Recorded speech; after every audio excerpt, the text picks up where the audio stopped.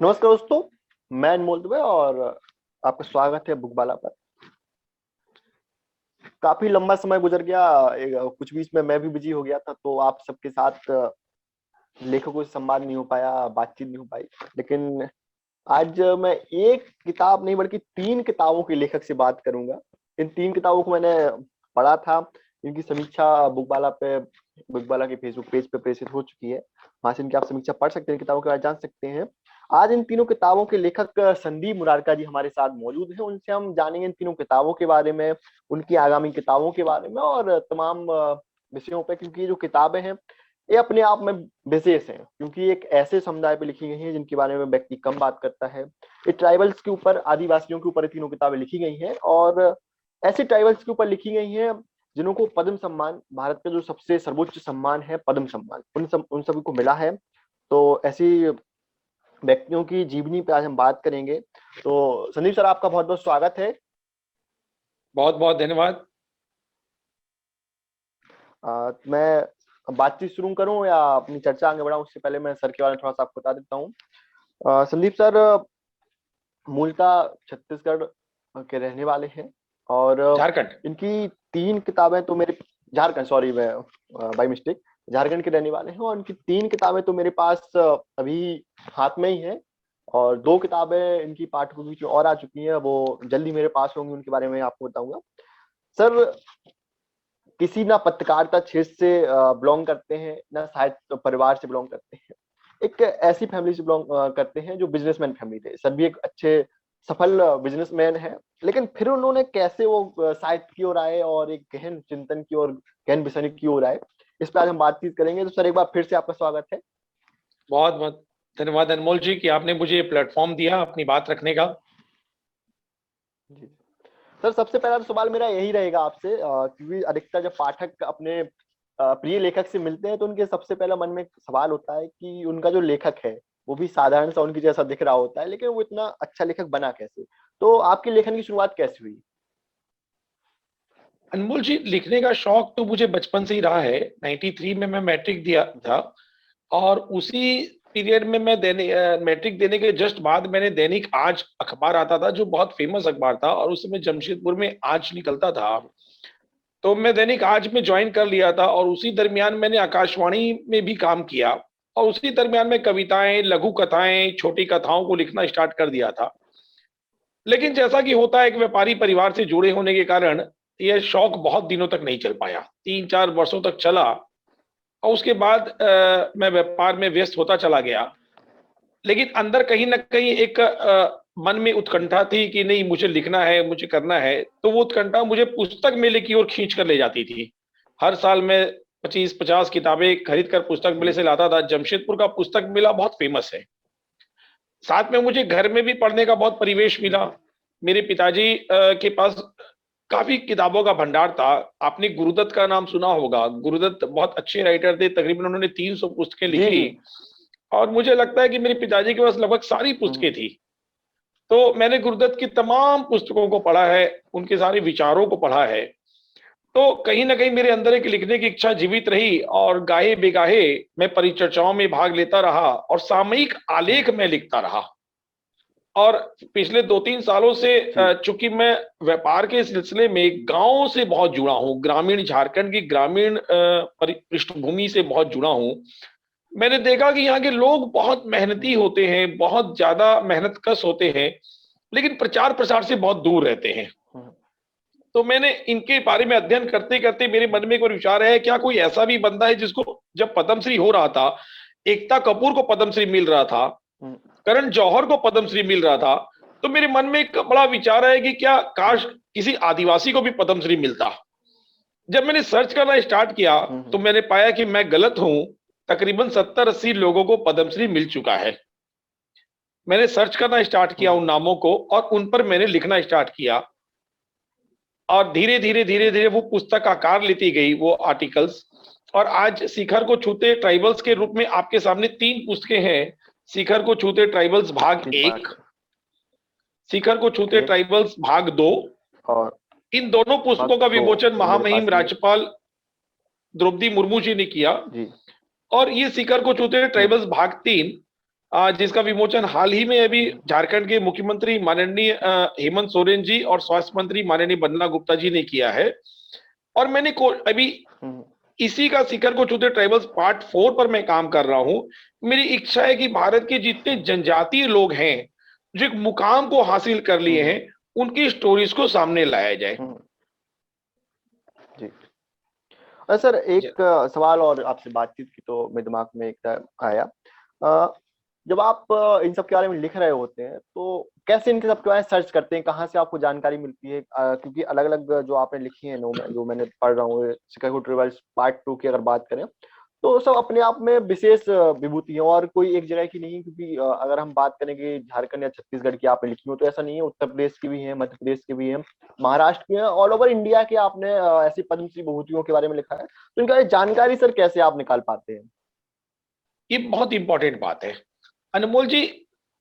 जिन लोगों ने आदिवासियों ने काम किया है उनके बारे में लिखना आवश्यक क्यों था, ये बात का प्रश्न भी आपके इस प्रश्न के पीछे छिपा हुआ है। जनरली आप देखेंगे दिल्ली और मुंबई के यदि किसी व्यक्ति को पद्मश्री मिलता है और आप गूगल में एक बार यदि उसका नाम टाइप करेंगे तो उसके माता पिता के नाम से लेकर उसकी पत्नी के नाम से लेकर उसके बच्चों के नाम तक और उनका टोटल बैकग्राउंड आपको सब कुछ उपलब्ध होगा। लेकिन मेरी इन पुस्तकों में जिन लोगों की चर्चा है ये प्रचार प्रचार से बहुत दूर लोग हैं। लेकिन होता क्या है कि जब केंद्र सरकार इनको पुरस्कार देती है तो स्थानीय अखबार अपनी भूमिका को बहुत ईमानदारी से निभाते हैं।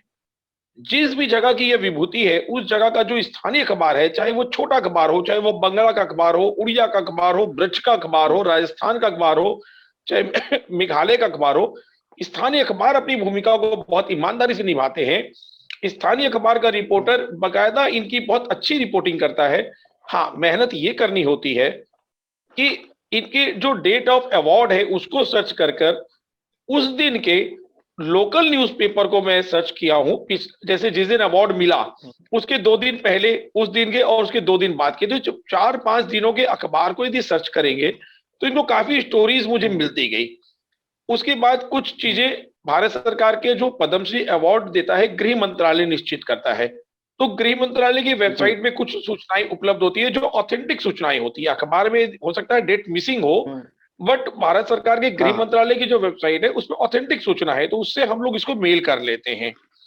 उसके बाद मेरी कोशिश होती है कि उस राज्य के यदि किसी स्थानीय पत्रकार से मेरी मित्रता है तो मैं उससे एक बार क्रॉस चेक कर लूं, और यदि कोई जीवित व्यक्ति है और जिसका नंबर उपलब्ध हो पाया तो मेरा प्रयास होता है कि एक बार उन महानुभावों से बात भी कर लूं। उसके पीछे मेरा अपना एक लालच भी होता है कि चलो उनसे एक संपर्क भी मेरा बन जाए, उनसे और उनसे कुछ सीखने को मिल जाए, उनका आशीर्वाद मिल जाए, और इस तरह से चीजें जुड़ती चली गई। मैं खुद आश्चर्यचकित हूं अनमोल जी। मैं ये बात नहीं कहूंगा कि मैंने बहुत मेहनत की है, लेकिन ये बात जरूर कहूंगा कि ईश्वर ने मेरे ऊपर कोई कृपा की है कि मैं झारखंड में पैदा हुआ। और जिस तरह कहते हैं ना कि ऋण होता है, मातृ ऋण, पितृ ऋण, गुरु ऋण, तो मेरे ऊपर झारखंड का ऋण है, यहाँ के आदिवासियों का ऋण है। तो मुझे लगता है ईश्वर ने मुझे इन किताबों के बहाने मेरे ऋण को चुकता करवाया है, ये सब मुझे लगता है। जी जी। सर एक चीज और हम लोग बात कर रहे थे, आपने बताया कि स्थानीय पत्रकारों से बात करके, स्थानीय समाचार पत्रों को पढ़कर, गूगल पे सर्च करके, गृह मंत्रालय की साइट पे जाके, नंबर से, मतलब तमाम कोशिशों से आपने बताया तरीकों से आप जानकारी करते हैं। लेकिन इन सब में सबसे ज्यादा परेशानी कब आती है? सब परेशानी जो आपने लिखी है किताबें, इनमें सबसे ज्यादा परेशानी आपको किन चीजों में हुई, या सबसे ज्यादा परेशानी का सामना कब करना पड़ा आपको? सबसे ज्यादा परेशानी या मेहनत यदि कहूं तो उसकी जाति को खोजने में होती है। क्योंकि हमारी सरकार का, हमारे देश का एक सिस्टम बहुत अच्छा है कि पद्मश्री पुरस्कार, पद्मश्री, पद्म भूषण, पद्म विभूषण या भारत रत्न, ये जो 4 सर्वोच्च पुरस्कार हैं, ये जाति देखकर नहीं दिए जाते। जब से इन पुरस्कारों की स्थापना हुई है तब से ये पुरस्कार दिए जा रहे हैं, तो इसमें जाति देखकर पुरस्कार नहीं दिए जाते, और किसी भी सरकार की वेबसाइट पर जाति उपलब्ध नहीं है। तो उनकी जाति को सर्च करना, एक अंदाज लगाना पड़ता है कि ये जरूर जनजातीय होगा। तो हर राज्य की जितनी जनजातियां हैं उन जनजातियों की स्टडी करनी पड़ती है। जैसे आप खासकर नॉर्थ ईस्ट की, आप मेरी पार्ट 3 देखेंगे, उसमें नॉर्थ ईस्ट के बहुत सारे लोग हैं। अरुणाचल प्रदेश, त्रिपुरा, अंडमान निकोबार, नागालैंड, तो वहां के जो लोग हैं उनके नाम, उसमें एक एक नाम को स्टडी करके उसके टाइटल से ये पता लगाना पड़ता है कि किस जाति का है। कई बार ऐसा हुआ कि मैंने आधी स्टोरी लिख ली और पता चला कि नहीं, बंदा एसटी नहीं है, वो एससी है या जनरल क्लास है। ऐसा कई बार हुआ अनमोल जी। लेकिन चलो, एक आनंद आया कि चलो कुछ सीखने को तो मिला, उनके विषय में जानने को तो मिला। वैसे भी मैं कोई जातिगत किसी पर नहीं लिख रहा हूं, मैं लिख रहा हूं पद्मश्री विभूतियों पर। हाँ, ये जरूर है कि यदि मैं तमाम लोगों पर लिखूंगा तो न मेरे लिए संभव हो पाएगा, न पाठक के लिए संभव हो पाएगा। तो मैं वर्गीकरण कर रहा हूं कि मैं अभी फिलहाल ट्राइबल्स पर काम कर रहा हूं। ट्राइबल्स के पाठकों का एक जो वर्ग है उसको तैयार करने की कोशिश कर रहा हूं, और ट्राइबल की जो विभूतियां हैं, जो प्रचार प्रसार से दूर बैठी हुई हैं, उनकी चीजों को कंपाइल करके एक जगह एकत्रित करने का मैं प्रयास कर रहा हूं। जी। अच्छा सर, एक चीज पर अभी आपने जैसा बताया कि अगर मैं सब विभूतियों के बारे में लिखना शुरू कर दूं तो ना आपके लिए संभव हो पाएगा, ना हम पाठकों के लिए संभव हो पाएगा। सर, इसी बात से मुझे एक क्वेश्चन आया कि आपको संभव नहीं हो पाएगा। आपने जो बताया कि आप बिजनेस फैमिली से संबंध रखते हैं, आपका खुद का बिजनेस है और तमाम चीजें, या मैं भी जब भी आपसे बात कर रहा होता हूँ, अभी जैसे कि अपना ये इंटरव्यू रिकॉर्ड करना था तो मैं आपसे बात कर रहा था, तो आप बोले कि अभी तो मैं रास्ते में हूँ, 1.5-2 घंटे मुझे लगभग लग जाएंगे। तो बिजनेस वाले व्यक्ति का मैंने ऐसा देखा है कि बिजनेस वाला व्यक्ति हमेशा फील्ड में होता है, घर में बहुत कम ही रुक पाता है। और जितना मैं लेखन के लिए जानता हूँ कि लेखन के लिए आपको एक एकांत, या एकांत नहीं तो मतलब एक जगह चाहिए होती है कि आप बैठ के उसको अपने विचारों को लिख सके। तो आप ऐसे लिख कैसे पाते हैं? लिखने के लिए आप कोई अपना विशेष समय निर्धारित करते हैं कि इतने से इतने घंटे या इतने बजे, या आप किस तरीके से लिखते हैं? अनमोल जी, ये बताइए, आपने देखा होगा गोल्फ एक खेल होता है, बिलियर्ड्स है, ये जनरली कौन खेलते हैं? गोल्फ या बिलियर्ड्स आप देखेंगे जनरली इंडस्ट्रियलिस्ट या बिजनेसमैन में की ज्यादा इसमें पार्टिसिपेंट्स रहते हैं। तो एक बिजनेसमैन, एक उद्योगपति यदि गोल्फ के लिए समय निकाल सकता है, बिलियर्ड्स के लिए समय निकाल सकता है, क्लब के लिए समय निकाल सकता है, पार्टीज के लिए समय निकाल सकता है, गुड इवनिंग के लिए समय निकाल सकता है, नाइट क्लब के लिए समय निकाल सकता है, तो वो साहित्य के लिए समय क्यों नहीं निकाल सकता?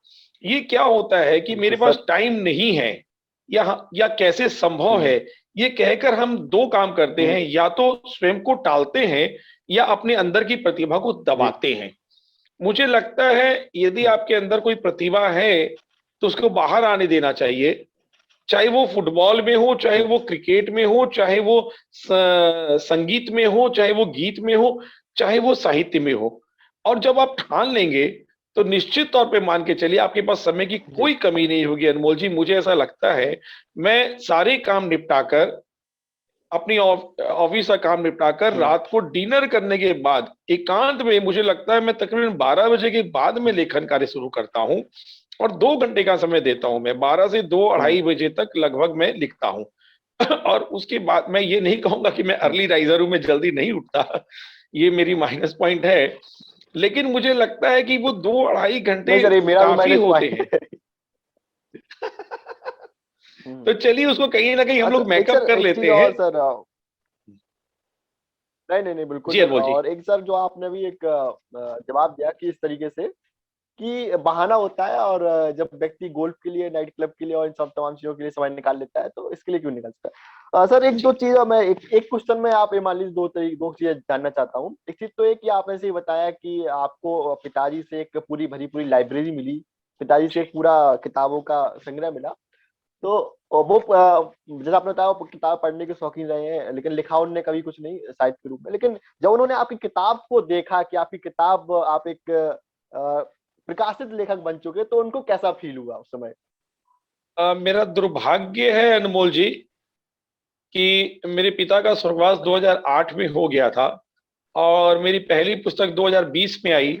मैं बस अपने पिता को अपनी पुस्तक समर्पित कर पाया, मैं उनको पढ़ा नहीं पाया। अच्छा सर, एक चीज और, जैसे कि मैं पूछना चाह रहा था आपसे। आजकल व्यक्ति कहते हैं कि गूगल पे सर्च कर लो और उसके लिए आपको जानकारी मिल जाएगी। लेकिन आपको इस बात से आप कितना सहमत होते हैं कि एक कुछ अच्छा लिखने के लिए आपको किताबें पढ़ना चाहिए? तो किताबों को किस तरीके से आप लेखन क्षेत्र के लिए देखते हैं? अनमोल जी, एक ये जो कंफ्यूजन आ रही है आजकल के बच्चों में कह लीजिए या जी एक प्रचार में कह लीजिए कि अरे अब किताबों कौन पढ़ता है, अब तो टीवी है, फेसबुक है, जी। गूगल है, ट्विटर है। ये बिल्कुल गलतफहमी है। ये सारी हम्म, चीजें जो है ना, ये एक टैबलेट की तरह है।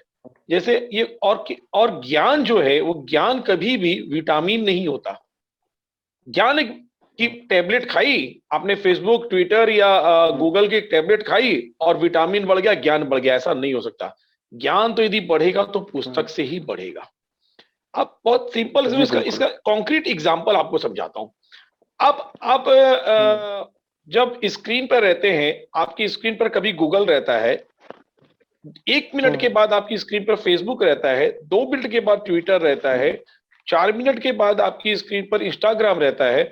आप बताइए, and hmm, of the day आपको कितनी बातें याद रहती है कि किसका पोस्ट आपने देखा, उस पोस्ट में क्या था, कितनी बातें आपको याद रहती है, जबकि तकरीबन आप 40-50 लोगों के पोस्ट से गुजर चुके होते हैं। लेकिन ना के बराबर याद रहती है। लेकिन यदि आप फ्लाइट में सफर कर रहे हैं या ट्रेन में सफर कर रहे हैं और आपने रेंडमली यदि कोई बुक उठाकर 4 पन्ने भी पढ़ लिए और 2 महीने हम्म, 3 महीने बाद भी यदि कोई चर्चा हुई, तो आप उस बुक का रेफरेंस हम्म, दे सकते हैं। आपको याद आता है, "अरे यार, मैंने ना फलाना राइटर की फलाना बात पढ़ी थी।" हो सकता है उसमें इतनी सी गलती हो कि आपको राइटर का नाम नहीं याद हो, लेकिन बात याद हम्म, रहती है। देखिए, ज्ञान का रास्ता पुस्तक से होकर गुजरता था, पुस्तक से होकर गुजरता हम्म, है और पुस्तक से गुजरता होकर है। गुजरता रहेगा। पुस्तकों का कोई विकल्प नहीं है अनमोल भाई साहब, आप इस बात को एकदम नोट कर लें। हम्म, और मेरे जो श्रोता हैं, जो हम्म, मेरे इस इंटरव्यू को सुन रहे हैं, मेरे छोटे भाई, जो बच्चे, जो स्टूडेंट्स हैं, खासकर जो रिसर्चर हैं, हम्म, जो शोधार्थी है, वो इस बात को हम्म, नोट कर लें कि पुस्तकों का न कोई विकल्प था, न है, न होगा। जी। आ, 2 मिनट सर बीच में इसको रोकना चाहूंगा मैं, क्योंकि अपन लोग बात कर रहे हैं लेकिन काफी सारे व्यक्ति होंगे जिन्हें अभी पता ही नहीं होगा कि हम किस चीज के ऊपर बात कर रहे हैं या किस किताब के ऊपर बात कर रहे हैं। तो 3 किताबें तो सर की मेरे पास हैं। सबसे पहली सर की जो किताब है बिखरे सिक्के। तो इसमें कुछ कहानियां हैं और कुछ कविताएं हैं जिनके माध्यम से ऐसी विभूतियों के बारे में सर ने बताने की कोशिश की थी जिनके बारे में व्यक्ति कम ही जानता है। इसके अलावा सर ने इस किताब को इसमें कुछ और सुधार किए, कुछ और अच्छे तरीके से चल रहा है। इसके अलावा सर इसके बाद दूसरी सर किताब लाए, शिकर के छूते ट्राइबल्स। ये किताब सर की जो ट्राइबल्स के ऊपर जनजाति आदिवासी व्यक्तियों के ऊपर पहली किताब थी। इसमें सर ने सबसे पहले ऐसे व्यक्तियों के बारे में लिखा जो ट्राइबल्स हैं और जिन्हें पद्मश्री, पद्म विभूषण या पद्म विभूषण अवार्ड मिला है। तो ऐसे व्यक्तियों की एक कहानी थी।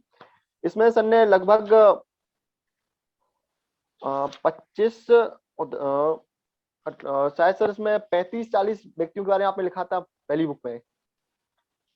और इसके बाद दूसरी जो बुक थी उसका नाम था शिकार को छूटे ट्राइबल्स भाग 2।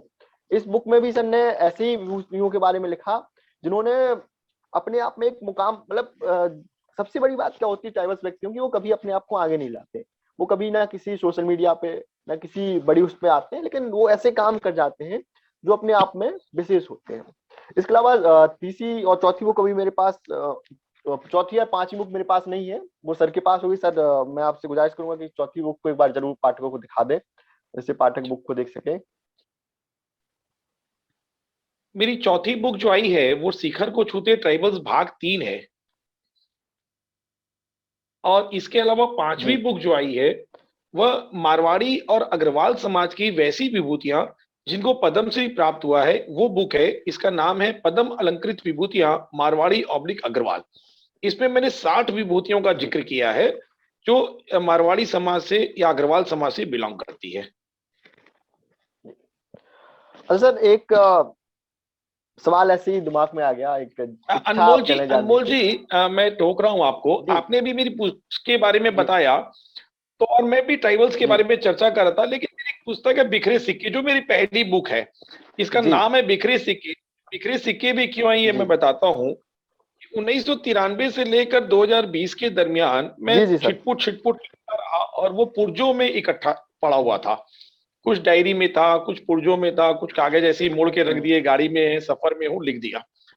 तो मैंने इन सबको एकत्रित किया और उसमें कुछ छांट कर हम्म, कुछ जो मुझे अच्छा लगा वो मैंने लिखा। वो मैंने इसको इस बुक में कंक्लूड किया।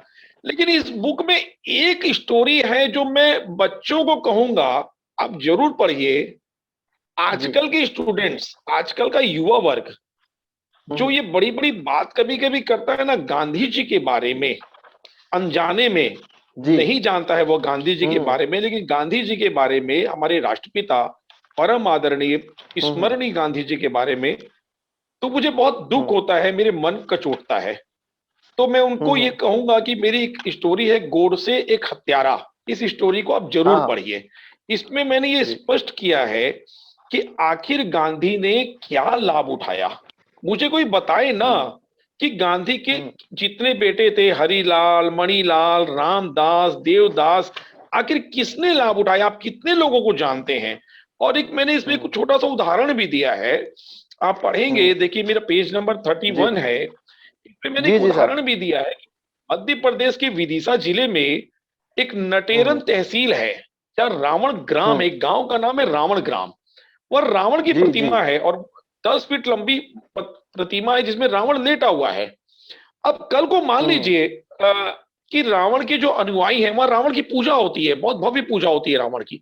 अब कल को आज से हम्म। 10 साल बाद, 20 साल बाद, 25 साल बाद, मान लीजिए रावण के जो अनुयायी हैं वो मुख्यमंत्री हो जाएं, वो प्रधानमंत्री हो हम्म। जाएं, वो राष्ट्रपति हो जाएं, हम्म। या देश के बड़े उद्योगपति हो जाएं, बहुत पावरफुल हो जाएं, और वो कहेंगे हम्म। राम के बारे में गलत बातें, तो क्या आप रावण की के अनुयायियों की बात मानेंगे और राम को गाली देंगे? जी जी। क्या राम के एक इतिहास को झुटलाया जा सकता है? नहीं ना। यदि राम नहीं के नहीं, इतिहास बिल्कुल को नहीं। नहीं झुटलाया जा सकता, तो निश्चित रहिए जी। इस देश में, इस आजाद देश में गांधी के इतिहास को भी नहीं झुटलाया जा सकता। नहीं, और ये बिल्कुल नहीं बात झुठलाया जा सकता। मेरी मेरे इस आर्टिकल से प्रमाणित होती है, गोडसे एक हत्यारा। मैं ये नहीं कहता कि हम्म। मेरे कहने पर आप गांधी जी की इज्जत कीजिए, लेकिन मैं ये जरूर कहता हूं कि हम्म। बिखरे सिक्के में प्रकाशित मेरी इस कहानी को एक बार जरूर पढ़िए, आपका थोड़ा सा विचार गांधी जी के प्रति जरूर बदलेगा। जी सर। सर एक तमाम आपने व्यक्तियों के बारे में इसमें किताब में लिखा है, तो मेरे दिमाग में एक आया कि क्यों ना आपसे पूछ लिया जाए। तो इसमें सबसे ज्यादा आपकी पसंदीदा जीवनी किस व्यक्ति की है? ये बहुत टफ क्वेश्चन है अनमोल जी। आप जितनी स्टोरी से गुजरते हैं, आपको हर स्टोरी हम्म। आकर्षक लगती है, हर स्टोरी की जीवनी आपको प्रभावित करती है। और खासकर जब आप आदिवासियों की जीवनी लिखने बैठते हैं, तो हम्म। बहुत, देखिए, दुख भी होता है और खुशी भी होती है। दुख कब होता है कि हम हम्म। लोग जनरल क्लास के लोग हैं, आप भी मैं भी, हम लोग जनरल हम्म। क्लास के लोग बहुत आसानी से एसी कमरे में बैठकर ये बात कर लेते हैं कि अरे यार वो तो आदिवासी है, उसने हम्म। आरक्षण का लाभ लिया है, रिजर्वेशन के आधार पर वो बंदा हम्म। इस जगह पर पहुंचा है। लेकिन क्या हम्म। हमने कभी कल्पना की है कि वो किन परिस्थितियों में यहां तक पहुंचा है? वो नंगे पांव चला, वो फूस की झोपड़ी में हम्म। रहा, उसने चावल खाया, वो भी एक समय, दाल का उसको कभी, दाल से उस बच्चे का कभी परिचय नहीं हुआ। सब्जी, हरी हम्म। सब्जी को ही वह सब्जी जान, भाजी को ही वह सब्जी जानता है, उसे ये नहीं पता कि गाजर और टमाटर भी कोई चीज होती है। क्या हमारे बच्चे इस हम्म। कल्पना को कर सकते हैं कि जूता क्या होता है, शूज और सॉक्स क्या होते हैं, ये एक आदिवासी हम्म। बच्चे को नहीं पता होता था। और वैसी हम्म। परिस्थितियों में उन बच्चों ने कमाल किया। आज हमारे भारत में मुझे, मेरी मेरी बुक 3 में मैं बड़ी गर्व के साथ, मुझे ये पुस्तक लिखने का जब अवसर मिला, मैं बड़ी गर्व के साथ कहता हूं कि हम्म। जो भारत का कैग है, जो पूरे भारत के हम्म। जितने भी अधिकारी हैं, जितने भी कार्यालय हैं, उनका जो परीक्षण करता है, ऑडिट करता है, हम्म। उसे कैग कहते हैं। जो कैग है, भारत का कैग, वो एक आदिवासी है, गिरीश चंद्र मुर्मू। हम्म। झारखंड के पूर्व राज्यपाल वो आदिवासी हैं, द्रौपदी मुर्मू। हम्म। छत्तीसगढ़ की अभी वर्तमान में जो जी जी। राज्यपाल हैं, अनसुईया उइके, वो जी आदिवासी हैं। तो इस तरह की जी। हस्तियों को हमारे आदिवासियों ने दिया है। अब विषय आता है, मैं सबसे ज्यादा मुझे कौन सी हम्म। स्टोरी पसंद आती है, तो जी। एक स्टोरी है, आप देखेंगे मेरी बुक 1 में, शिखर को छूते ट्राइबल्स पार्ट 1 में एक स्टोरी जी है, स्टोरी नंबर 4, जी पद्मश्री सर। जल सिंह उरांव। ये रांची का व्यक्ति है, हम्म। झारखंड का व्यक्ति है। इस व्यक्ति ने अपनी ताकत पे अकेला बंदा इसके गांव में पानी नहीं था, सूखा पड़ा हुआ था, पानी था। खेत सूख रहे थे। इन्होंने ना बांध बांध दिया, अकेले कुदाल हम्म। लेकर नहर खोद डाली। जी। आप समझिए 5,000 फीट की हम्म। नहर इन्होंने अपने दम पर खोद डाली। हम्म। लेकिन मैं इस बात से प्रभावित नहीं हूं, मैं इस बात से हम्म। प्रभावित नहीं हूं, ऐसा बहुत लोगों ने काम किया। मैं प्रभावित इस बात से हूं, हम्म। जब इनको पद्मश्री मिला तो उपायुक्त ने, रांची के कलेक्टर ने कहा कि बाबा, इनको बाबा कहते हैं, बाबा आपको जाना हम्म। है पद्मश्री लेने के लिए दिल्ली, तो लाइए बाबा, हम तो कभी ट्रेन में बैठा नहीं, हम कैसे जाएगा। तो लोगों ने इनको टिकट करा दी, लोगों ने इनके लिए कपड़े सिलवा दिए और इनको दिल्ली ले गए। हम्म। दिल्ली में इनको पद्मश्री हम्म। सम्मान मिल गया। फूस की झोपड़ी थी, सिमोन उरांव बाबा ने लाकर उस झोपड़ी में टांग दिया, फूस की झोपड़ी में। अब जैसा हम्म। कि हमारे देश में होता आया है कि उगते सूरज को सभी प्रणाम करते हैं, बिल्कुल रांची की बिल्कुल। संस्थाएं, झारखंड की संस्थाएं, विभिन्न सरकारी संस्थाएं, ये सब जाने लगे और बाबा हम्म। को सम्मानित करने लगे, बाबा को अपने कार्यक्रमों हम्म। में बुलाने लगे। और इनको बूके दिए हम्म। जाते थे, इनको माला दी जाती थी, इनको शॉल उड़ाई जाती थी, इनको मोमेंटोस दिए जाते थे। तो चलो अनमोल, हम्म। मोमेंटोस तो हम सभी संभाल के रखते हैं, लेकिन बिल्कुल। बाबा ने एक एक बुके और एक एक माला को हम्म। संभाल कर रखा, अपनी फूस की झोपड़ी में टांग कर रखा। 6 महीने 8 महीने हम्म। बाद आपके जैसा कोई युवा पत्रकार, खोजी पत्रकार, जैसे आप खोज के इतनी दूर बैठ के हम मुझे खोज के निकाल लिए, तो अनमोल जी आपके जैसा कोई पत्रकार इनके घर में पहुंचा और बोला, अरे बाबा, जी। क्या कर रहे हैं आप, ये सब सूखे हुए फूल पत्ते आप टांग के रखे, फेंकिए इन सबको। तो बाबा कहते हैं, अरे नहीं नहीं दुबे बाबू, ना ना ना, कोई आदमी इतना इज्जत से, इतना बढ़िया से हमको दिया है, इतना सम्मान से दिया, हम उसको कैसे फेंक सकता है। अब सोचिए वो व्यक्ति हम्म। कितना सरल है, कितना उदार है, कितना भलमानस है। और ये सिमोन उरांव की कहानी नहीं है मेरे मित्र, ये हर आदिवासी की कहानी है। हम्म। आदिवासी विश्वास मानिए अंदर से बहुत सरल है, बहुत उदार है, प्रकृति प्रेमी है। सर जैसा आपने एक स्टोरी सुनाई, तो इस स्टोरी तो मुझे विशेष रूप से प्रभावित किया ही था। और अगर मैं किताबों की बात करूं तो इस किताब की प्रत्येक स्टोरी ने मुझे विशेष रूप से प्रभावित किया है। एक स्टोरी और इसमें से थी सोमबाई पोपरे जी की कहानी। वो स्टोरी जो आपने जीवनी लिखी थी, वो स्टोरी इस तरीके से थी कि उनके नाती जो है उसको फूड पॉइजनिंग हो जाता है, उसे दिक्कत हो जाती है। तो पूरा बीज एकदम अलग, वो ऑर्गेनिक बीज बना लेती है, उन बीजों से अलग से खेती करती है, ऑर्गेनिक खेती करती है, और विशेष रूप से अलग बीज वुमेन बन जाती है। तो ये मतलब ऐसी कई स्टोरियां इसमें हैं जो विशेष रूप से आपको, मतलब जब आप पढ़ते हैं तो आप जानते हैं कि किस तरीके से आपने चीजें देख सकते हैं आप। अनमोल जी, मैंने जैसे पहले भी कहा कि इसकी जितनी हम्म। स्टोरीज हैं, ये जी। इन स्टोरीज को अपना आदर्श बनाया जा सकता है। और ये स्टोरीज एक और बात साबित करती है कि सफल होने के लिए केवल IIT, IIM, MBBS, IAS, IPS आवश्यक नहीं है। आप कुछ भी करके जीवन में सफल हो सकते हैं, लोगों के आदर्श बन सकते हैं। मेरी इस बुक में कई ऐसी स्टोरियां हैं जिनको यूनिवर्सिटी ने मानद डॉक्टरेट की उपाधि दी, जबकि वो अनपढ़ थे। जी। कम से कम जी। जी। 5 ऐसे लोगों की स्टोरी है, दादू भाई गढ़वी, दूल्हा भाया काग, बेनीचंद्र हाँ, जमाटिया, दुलाबाई काहे जो की। अनपढ़ थे जी। लेकिन उनको साहित्य में आपको पद्मश्री प्राप्त हुआ। तो अभी हम लोग बात कर रहे थे हम्म। सीड मदर राहीबाई सोमा पोपरे की। तो राहीबाई जी। सोमा पोपरे ने एक बीज बैंक तैयार रखकर किया है, और उस बैंक के अंतर्गत हम्म। उन्होंने 122 किस्म के बीज, जो सीड्स हैं, वो इकट्ठे कर रखे हैं। और कोई भी व्यक्ति जो हम्म। खेती करना चाहे, ऑर्गेनिक खेती करना चाहे, वो उसको केवल एक छोटी सी शर्त पर बीज उपलब्ध करा देती है कि भैया कि भैया तुम हम्म। लेके जाओ, इन उन्नत किस्म के बीज को लेके जाओ, अपनी खेती करो, और अगले साल दुगने बीज वापस कर देना, ताकि मैं तुम्हारे जैसे किसी दूसरे किसान हम्म। भाई को उपलब्ध करा सकूं। और उन्होंने एक सिस्टम को पूरा चेंज कर दिया। ऐसी एक स्टोरी है, देखिए, भज्जू श्याम की। आप जी। देखेंगे जी। मेरी जो पुस्तक 1 है उसमें एक भज्जू श्याम मध्य प्रदेश के हैं। ये बहुत जी। अच्छे आर्टिस्ट हैं। आप नेट पे सर्च करेंगे भज्जू श्याम के बारे में तो आपको पता चलेगा। इनकी जो कलाकृतियां हैं वो विदेशों में बहुत फेमस है। हम्म। आ, हुआ क्या कि हम्म। भज्जू श्याम एक सिंपल आर्टिस्ट थे, दीवालों पे चित्र बनाया करते थे। वहां पर गोंड पेंटिंग बहुत फेमस है मध्य प्रदेश में, आप जानते हैं। तो हम्म। एक क्यूरेटर थे, वो लंदन में एक रेस्टोरेंट खुल रहा था।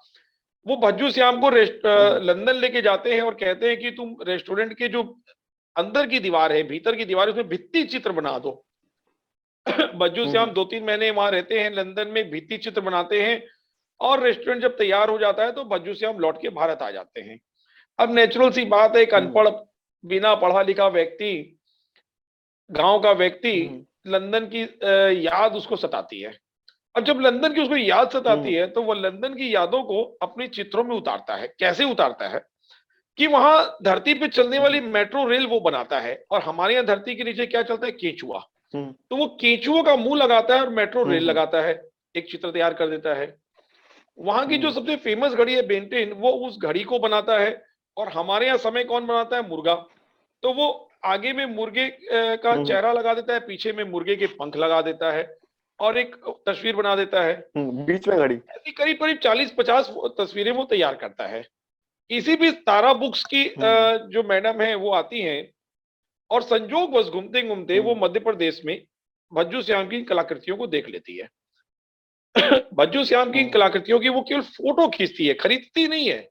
भज्जू श्याम की एक भी पेंटिंग हम्म, बिकी नहीं, उसने फोटो खींची।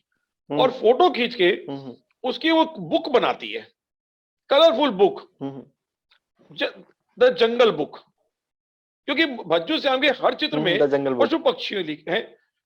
वो जंगल बुक की कॉपी यूरोप में 30,000 कॉपी बिक जाती है, रातों रात भज्जू श्याम स्टार बन जाता है।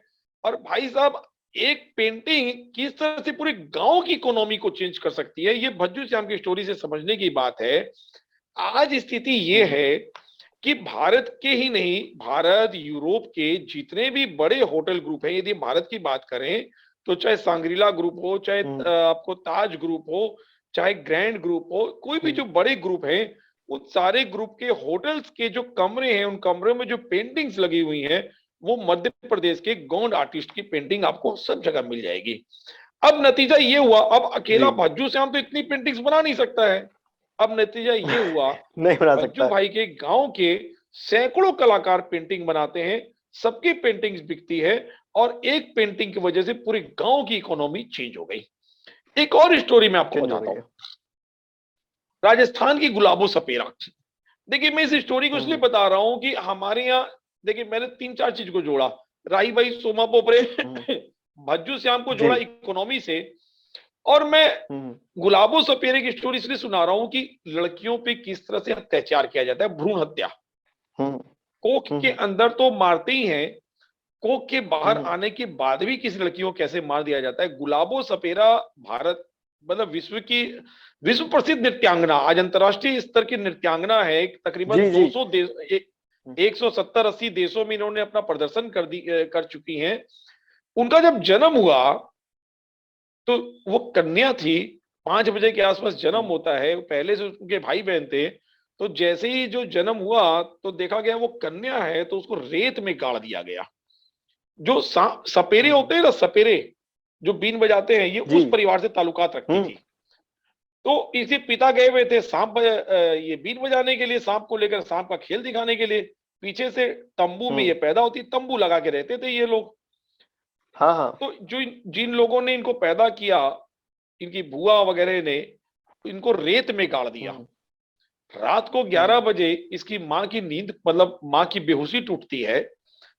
माँ की जब हम्म, बेहोशी टूटती है तो वो अपनी बहन को कहती है, मेरे को क्या हुआ, क्या बच्चा हुआ। तो बताती है कि हम्म, ऐसे ऐसे लड़की पैदा हुई थी, लेकिन तुम्हारे घर वालों ने उसको रेत में गाड़ दिया है।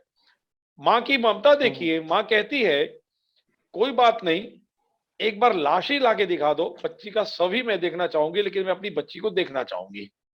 उसकी मौसी हम्म, जाती है और बच्ची के शव को निकालती है और लाके माँ की छाती पर रख देती है। ईश्वर की लीला देखिए, हम्म, गुलाबो सपेरा रोने लगती है। हम्म, माने बच्ची जीवित थी, 5 घंटे बाद हम्म, भी बच्ची जीवित थी। और वह बच्ची आगे चल के अंतरराष्ट्रीय नृत्यांगना बनती है।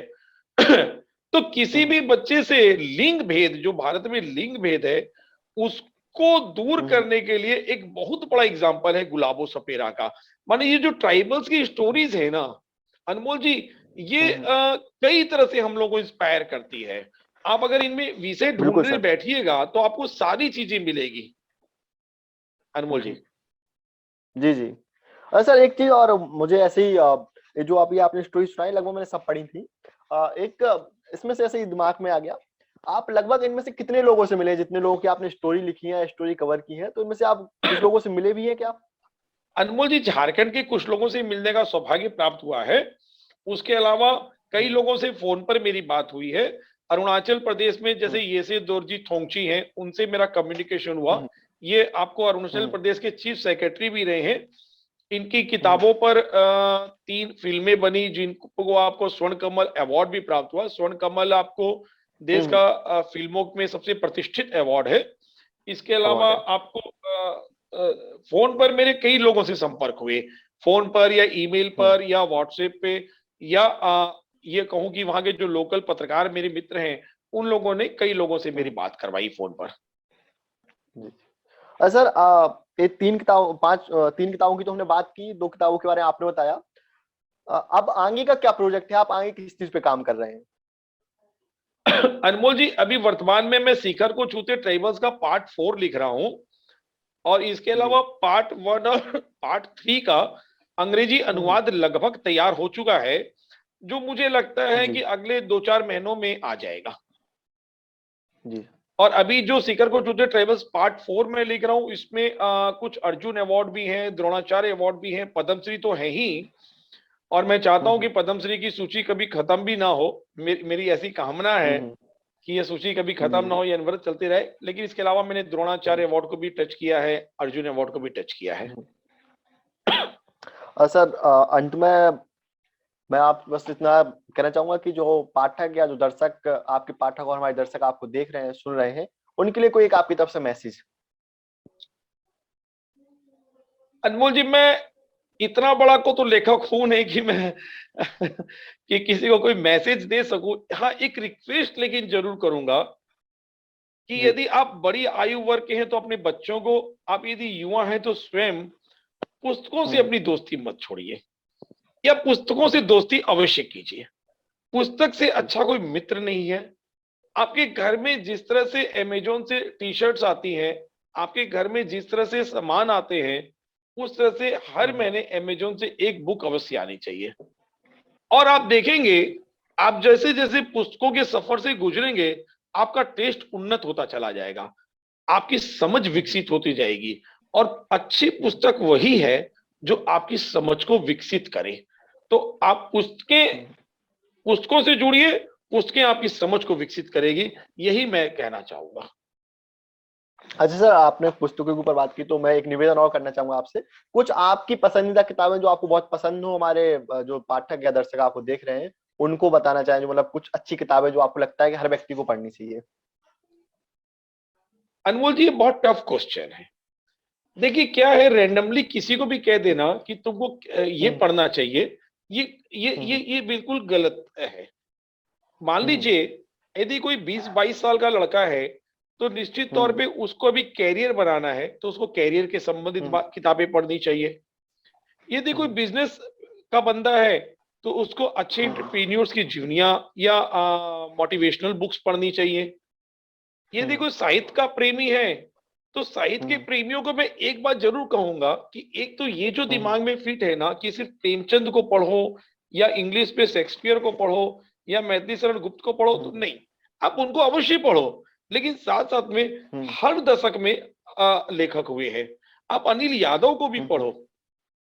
आप जितने भी जो समकालीन हैं, आप तमाम लेखकों को पढ़िए। हर व्यक्ति को पढ़ना चाहिए, मेरा ऐसा मानना है, ताकि उससे क्या होता है, समझ विकसित होती है। समय के साथ जो भी व्यक्ति लिख रहा है, आप अलका सरावगी को भी पढ़िए, आप मृदुला गर्ग को भी पढ़िए, आप रोहिणी अग्रवाल को भी पढ़िए, आप इन जो भी है, आप मेरे राकेश मिश्रा को भी पढ़िए, आप सबको पढ़िए।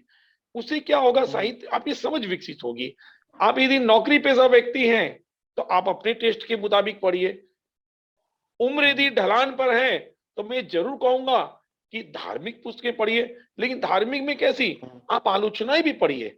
यदि प्रेमचंद को आप पढ़ रहे हैं, तो प्रेमचंद की आलोचना भी पढ़िए। और आलोचनात्मक बुक को ये सोच के मत पढ़िए कि मैं उसकी बुराई पढ़ रहा हूं। नो, आप उसके बारे में और डीपली अध्ययन करना चाहते हैं, ये सोच के पढ़िए, आपकी सोच उनके प्रति और विस्तृत होगी। ये सोच के पढ़ना चाहिए। और जीवनियां अवश्य पढ़िए। देखिए, जीवनियों से बेहतर मोटिवेशन नहीं हो सकता। जीवनियां व्यक्ति के फेलियर को भी बताती है, उसके सक्सेस के रीजंस को भी बताती है, और वो व्यक्ति कहां से उठकर कहां तक आया, इसका स्पष्ट उदाहरण बताती है। आज जो मोटिवेशनल स्पीकर्स मार्केट में आ गए हैं, जो पैसा लेके मोटिवेशनल स्पीकर्स आपको दिखाई दे रहे हैं, ये जी बड़ी जी। बड़ी बातें कर रहे हैं।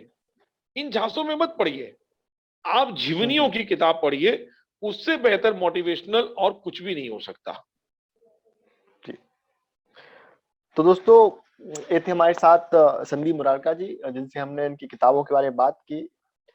अगर आप हमें फेसबुक पर देख रहे हैं तो हमारे बुकवाला के पेज को लाइक जरूर करें, और कमेंट में आपको इन 5 किताबों की लिंक मिल जाएगी। इसके अलावा अगर आप हमें यूट्यूब पे देख रहे हैं तो चैनल को सब्सक्राइब करना ना भूलें, और अगर आपको वीडियो पसंद आया हो तो लाइक करें, और डिस्क्रिप्शन में आपको 5 किताब की लिंक मिल जाएगी। इसमें साथ में आप बता सकते हैं कि और किस लेखक के साथ आप लोग बातचीत करें, जिनके बारे में आप बातचीत करना सुनना पसंद करेंगे। तो सर, बहुत बहुत शुक्रिया आपका अपने बिजी शेड्यूल में से हमें समय देने के लिए और चर्चा करने के लिए। अनमोल जी, आपका बहुत बहुत धन्यवाद कि आपने झारखंड के आदिवासी रूरल एरिया के लेखक को आपने इतना समय दिया। Thank you Anmol ji. जी सर।